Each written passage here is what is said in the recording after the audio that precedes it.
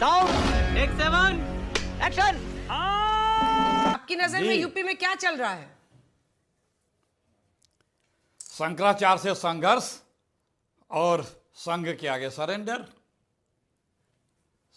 मगर क्यों? उस संघ के आगे सरेंडर जिसकी विचारधारा छुपी हुई नहीं है, सांप्रदायिक हिंसक कट्टर है, जिसने तिरंगे को नहीं स्वीकारा, जिसने संविधान को नहीं स्वीकारा, जो सिर्फ संविधान बदलने और दलितों पिछड़ों के आरक्षण के अधिकार को छीनने के पक्षधर रही हो, उस संघ के आगे समर्पण। तो यही दिख रहा है। बीजेपी डूबती नाव है, तिनके का सहारा ढूंढ रही है। अब संघ के नजर में इसीलिए जा रहे हैं। आपको दिखा रहे हैं झूठे लिख रहे हैं आपको। कौन उनको देख रहा है, सुन रहे हैं? आप देखिए उनको, हम तो नहीं देख रहे हैं उनको। अच्छा, यूपी में कितनी सीट है आपकी? अरे कितनी थी बीजेपी की? अब ठीक कोई है, जो है अमृत तो लेके आई है क्या बीजेपी? नहीं अमृत सर। हाँ तो हम कल हराएंगे ना। अमृत तो लेके आए हैं क्या? कोई अमृत तो लेके आए हैं इमोशनल डैमेज क्या? कोई किस आधार पे वोट पाएंगे?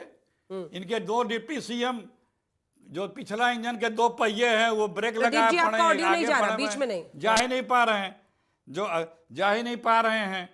देखिए हम लोग तो चाहे नावेद हो या नरेंद्र हो, चाहे मोहम्मद हो या मोहन हो, हम लोग सब समरसता वाले विचारधारा के हैं।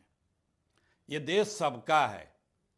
अभी बोल रहे थे धर्म वापसी। अरे भाई, मुगलों से ज्यादा मंदिर तोड़ने वाले ये भाजपाई, ये संघी।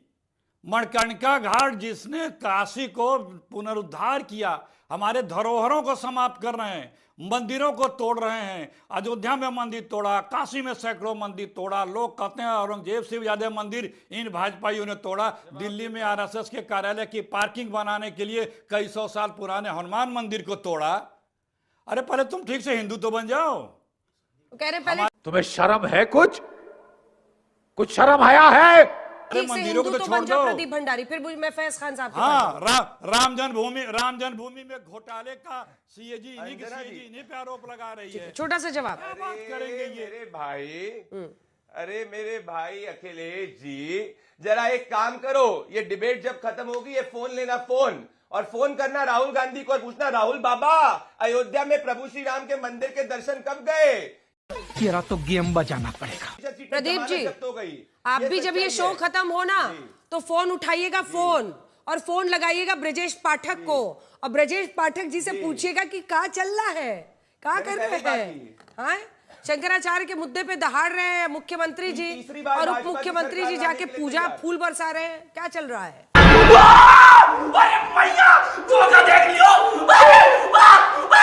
मोहन भागवत जी जो करके गए हैं और ब्रजेश पाठक जी जो कर रहे हैं, वो हिंदू समाज का, हिंदू धर्म का सबसे बुरा पतन का समय है कि जब एक ब्राह्मण को न्याय नहीं दिलाया जा सकता, तो उसमें बटुक पूजन चल रहा है कि अब तो भगवान भरोसे ही न्याय होगा। रही बात कि हमारे उत्तर प्रदेश में एक शंकराचार्य अंजना जी, आप भी उनका बहुत सम्मान करते हो, जौनपुर के रहने वाले हैं और उनकी आंखें नहीं है, नाबीना है। वो कहते हैं कि त्रिवेदी, त्रिगुणातीत, दीक्षित ये नीच ब्राह्मण है, मतलब जो खुद ही ब्राह्मण है वो नीच है। तो हमारा मोहम्मद फैज भाई, इसका नाम क्या पड़ेगा, ये किस जाति में जाएगा? आज ही ऐलान कर जवाब दीजिए इसका फैज खान साहब। क्या ये दलित बनेगा? ये अनुसूचित वर्ग में जाएगा? मैं बस निवेदन ये करना, इतना छोटा पहले कभी नहीं हुआ होगा। और मोहम्मद फैज भाई से मैं चाहता हूँ अंजना मैम, आज डिबेट को खत्म कर दिया जाए। डॉक्टर मोहन भागवत जी की आरएसएस की विंग के संयोजक हैं मोहम्मद फैज भाई। अगर ये आज ही घर वापसी कर लेते हैं, अगर ये वाकई आरएसएस के मानने वाले हैं, तो जाहिर सी बात है फिर इनको रोजा तो रखना नहीं है, इनको कलमा तो इनका चला गया। तो आज इनका डेट तय कर लीजिए किस दिन ये घर वापसी करेंगे, जैसे हमारे जितेंद्र त्यागी ने किया था। दूसरी बात देखिए, मैं बतौर सिटीजन अंजना मैम, मेरे घर में इंटरकास्ट शादियां हैं, मैं कास्ट प्रैक्टिस नहीं करता हूं, लेकिन हमारे उत्तर प्रदेश में जो शंकराचार्य हमारे हैं रामभद्राचार्य जी, वो कहते हैं कि ब्राह्मणों में जो त्रिगुणातीत हैं, दीक्षित है, ये नीच ब्राह्मण है, इनका ग्रेड निचला है, मतलब वो दलित है। मतलब मैं तो एक डिस्कोर्स, कास्ट के डिस्कोर्स पे बात कर रहा था। जिसका जवाब मुझे प्रदीप भंडारी ने नहीं दिया अभी तक। मुख्य मुद्दा यह है कि आरएसएस जो नाव को डूबने से बचाने उत्तर प्रदेश में आए हैं, एक डिप्टी सीएम खुश होने वाले हैं, एक डिप्टी सीएम जाने वाले हैं, और एक बड़े वाले हैं, उनका क्या होने वाला है अगले कुछ दिनों में आपको बात सामने आ जाएगी। आप दिखाएंगे, आप ये करेंगे, आप वो करेंगे, ये करेंगे, वो करेंगे। का मिले तब न बोलूं। बोलिए अंजना जी, देखिए मोहन भागवत जी लखनऊ में आए और अपने एजेंडे पे, देखिए हम लोग मीडिया में बहस कर रहे हैं उनके एजेंडे पे, सांप्रदायिकता, कट्टरता, हिंदू मुसलमान, यही तो वो चाहते हैं ना। दिन भर इसी में कांग्रेस यूपी का आदमी लगा रहा है। एक भाजपा का नेता राहुल गांधी समेत 25 सांसदों को गोली मारने का ऐलान करता है, उस पर कोई चर्चा नहीं होगी। उत्तर प्रदेश 9.25 किस लाख नेता की करोड़ बात के कर रहे कर्जे हैं में आप? है। किस नेता की बात कर रहे हैं? कोई गोरक्षक राज आमेरा है, हाँ, तो उनका वीडियो घूम रहा है। हाँ, तो वो करनी और सेना जो भी है, उनको वो डिसोन राहुल कर रही है। आप चाहते हैं कि उस पर हम लोग बहस करें? जो भी करो। अरे आप किसी बीजेपी के नेता को कोई अदना सा भी एक आप शब्द कहता है तो 4 दिन बहस होती है। नेता बिल्कुल होती है। समेत 25 सांसदों को गोली मारने की बीजेपी वाला कोई भी उल्टा बात सीधा कर रहा बोलता है तो जरूर बहस प्लीज होती है। प्लीज प्लीज प्लीज प्लीज देखिए अंजना जी, देखिए इतना शुरू में आपको टॉपिक कैमरे बड़ा पे अच्छा जो लग रहा बोल था। हूं, अब शुरू में आपको टॉपिक बड़ा अच्छा लग रहा था कि संघ प्रमुख तीनों से अलग अलग मिल रहे हैं, लेकिन बीच में ना बोल, थारे माथे पर लिखे है बीच में ना बोल। जो सवाल आपको पसंद नहीं आता है फिर आप गुस्साने लगते हैं। बोलिए ना अखिलेश जी, इसमें टाइम मत बर्बाद कीजिए। मैं आप बोलने देंगे तब ना, आप ही तो बोलिए, मैं कहाँ बोल रहा हूँ। आप बोलो। उसी में तो ना यूपी के कर्जे की बात होगी, ना यूपी की एक यूनिवर्सिटी, पहले तो कि गोलवर्कर व्हाट्सएप यूनिवर्सिटी थी ही, अफवाहें फैलाने के लिए, झूठ परोसने के लिए एक कौन सी गोलगटिया व्हाट्सएप यूनिवर्सिटी आ गई, पूरे दुनिया में हिंदुस्तान का नाम बर्बाद कर दिया हिंदुस्तान का।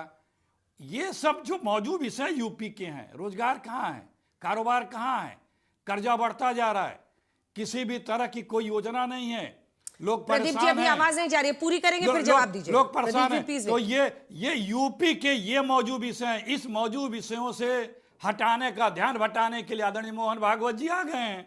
अब ये ध्यान भटकाने का प्रयास कर रहे हैं कि जो मुद्दों पे यूपी की जनता पिछले 2 महीनों से मुद्दों की बात कर रही थी, उन मुद्दों से ध्यान हटा दिया जाए। आज इसीलिए मोहन भागवत जी आए और ये सारे लोग मिल करके उस पर बहस भी हो रही है मुद्दे हटाने के लिए। शर्म करो शर्म। आज ये बहस हम लोग रख रहे हैं ताकि आप लोग को भी समझ में, ऐसा नहीं कि आज अचानक वो आए और कुछ बोले और बहस हो रही है। संघ जमीन पर उतर गया है बीजेपी के लिए। अखिलेश जी अंजना जी, बहुत अच्छी बात कही आपने। संघ जमीन पर उतर गया है बीजेपी के लिए, ये कोट अनकोट आप रखे रहिएगा, क्योंकि बीजेपी, संघ और आरएसएस ये कहता है उसको राजनीति से कोई मतलब नहीं है। वो एक नॉन राजनीतिक संगठन है और वो एक सामाजिक संगठन बताते हैं अपने आप को। और अभी बीजेपी के प्रवक्ता ने भी यही बात कही थी कि वो बीजेपी के जीत की धरातल बनाने आ गए हैं। ये जो मुखौटे हैं ना संघ के, असंघियों के और भाजपाइयों के, आपको दोबारा धन्यवाद दे रहा हूं कि इस मुखौटे को आपने फिर एक बार उजागर किया खुद का करके कि संघ जुट गया है बीजेपी के लिए। अब ये जो बोली सुन पा रहे थे पहले की बहस का हिस्सा, तो प्रदीप भंडारी जी कह रहे हैं कि संघ प्रमुख अगर बातचीत कर रहे हैं तो इसमें दिक्कत क्या है। अब ऐसा प्रतीत होता है कि भारतीय जनता पार्टी को कई मुद्दों पर यह डर सता रहा है कि हिंदू वोट ही आपस में बंट ना जाए। आप भी जाति का खूब कार्ड खेल रहे हैं, कभी पीडीए बोलते हैं, कभी बहुजन समाज बोलते हैं, तो ऐसे में वो कोशिशें कर रहे हैं कि हिंदू एकजुट रहे। ओ नो अंजना जी, देखिए पीडीए की जो शक्ति है, नरेंद्र मोदी जी को, अमित शाह जी को, आरएसएस को मालूम है कि जो 2024 में जो हाल हुआ है, 2027 में योगी आदित्यनाथ जी के नेतृत्व में भारतीय जनता पार्टी की सरकार ऐसे डूब रही है जिसको बचाने के लिए डॉक्टर मोहन भागवत जी आके बैठे हुए हैं। अब इस डॉक्टर मोहन भागवत जी की बैठक में अंजना जी, अगर आप केशव मौर्य जी से बातचीत करिए, सबसे ज्यादा कोई अगर खुश है दोनों डिप्टी सीएम में और सीएम में, तो केशव मौर्य जी खुश हैं। अभी दिल में ये जो गुलाब खिल रहे हैं, क्यों खिल रहे हैं, इसका रिजल्ट तो कुछ दिनों बाद सामने आएगा। हर चुनाव में आप लोग यही बोलते हैं अमित जी, लेकिन हर चुनाव, पिछले चुनाव में भी यही कह रहे थे कि उनके गुलाब खिल रहे हैं, उनके साथ बुरा कर रहे हैं, फिर अंत में दोनों मिल गए और इतने अच्छे से जीत गए। मैं कह रहा हूँ हो सकता है कुछ अच्छा हो जाए। तो मेरा ये कहना है कि देखिए, जो सूबे का लॉ एंड ऑर्डर का जो इशू है वो डॉक्टर मोहन भागवत जी के सामने है, उन्हीं की पार्टी के लोगों ने रखा। और ये बात तो अब देखिए, सोशल मीडिया के जमाने में कोई बात छिपती नहीं है। आप जानते हैं कि फर्रुखाबाद में अनुपम दुबे और का जो पूरा एक प्रकरण है, जिससे सर्वोच्च न्यायालय ने डीजीपी उत्तर पुलिस को बहुत ज्यादा लताड़ लगाई थी। दोबारा जिस तरह से ब्राह्मणों का प्रोसिक्यूशन उत्तर प्रदेश में, मेरे ख्याल से दलितों का हजारों साल में इतना बुरा हाल नहीं हुआ होगा जो योगी आदित्यनाथ जी के जरिए, उनकी पुलिस के जरिए उत्तर प्रदेश में ब्राह्मणों का हाल है। ये बड़ी अच्छी बात कही आप। अभी आप बताइए कि बटुक पूजन समारोह हो रहा है, एक डिप्टी चीफ मिनिस्टर जो अपने आप को ब्राह्मण शिरोमणि कहते हैं, जहां पे बटुकों को पकड़ के उनको जो है खींचा गया। भाई आप पुलिस को सस्पेंड करिए, आप डीजीपी को बुलाइए। जवाब दीजिए प्रदीप जी। प्रदीप जी सीधा जवाब दीजिए इसका। समारोह क्या होता है? अगर आप न्याय नहीं दिला सकते, हमारा सीधे ये कहना है तो अमीक जमाई हो गया अब जल्दी बोलने दीजिए। अखिलेश जी भी इंतजार करें। अखिलेश जी के पास बहुत लंबा बोल रहे हो। मेरा आपसे सिर्फ इतना ही कहना है कि सतीश महाना ने उत्तर प्रदेश विधानसभा में, अंजना मैम जानते क्या कहा है? मौलानाओं से मौलानाओं से मिलो आप, तब आपको घबराहट नहीं हुई है। मौलानाओं से मिलो आप, तब आपका सेक्युलरिज्म खतरे में नहीं पड़ा। मत भूलो कि भक्ति और पागलपन में अधिक अंतर नहीं होता। सांसारिक दृष्टि से देखो तो भक्त पागल ही जैसा दिखाई देता है। मोहित खान जाके एक दलित बच्ची का रेप कर देता है, रेप। उसको अपनी पार्टी से नहीं हटाए। नवाब सिंह यादव एक जाके बच्ची का रेप कर देता है, उसको अपनी पार्टी से नहीं हटाए। शर्म आनी चाहिए। रेपिस्टों को बैक करने वाले, समझे? जाके और बात करने सनातन की, सुनो, सनातन की बात करने वाले जाके अयोध्या में प्रभु श्री राम के मंदिर के दर्शन आपके नेता ने नहीं करे। अरे बोलूंगा मैं, मोहित खान ने जाके प्राइमा फेसी एक दलित बच्ची का रेप करा था। रुको जरा, सबर करो, बोला धक्का बुक्की नहीं करने का। मिस्टर भंडारी, ये तमाम आरोप आप लगा सकते हैं, लेकिन जिस मोहित खान केस की आप चर्चा कर रहे हैं उसको तो Samajwadi party leader Mohit Khan has been acquitted by Ayodhya court in the Maina gang rape case. वो तो दूसरे गैंगस्टर एक्ट में कोई केस चल रहा है जिसकी वजह से जेल से बाहर नहीं आए हैं, लेकिन इस केस में तो अयोध्या कोर्ट ने बरी कर दिया है। अंजना जी कवाली बेचते